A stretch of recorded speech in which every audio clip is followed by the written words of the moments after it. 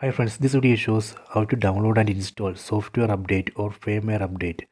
Please don't forget to subscribe this channel. Please like and share the video. Go to settings. Select settings icon from top right corner. Go to device preferences. Select about.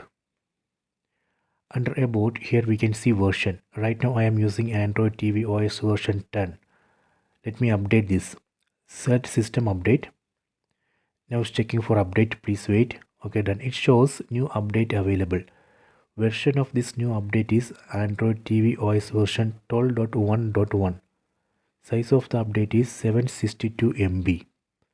On right side you can see one download button. Select that download button. That way we can download and install this update in this device.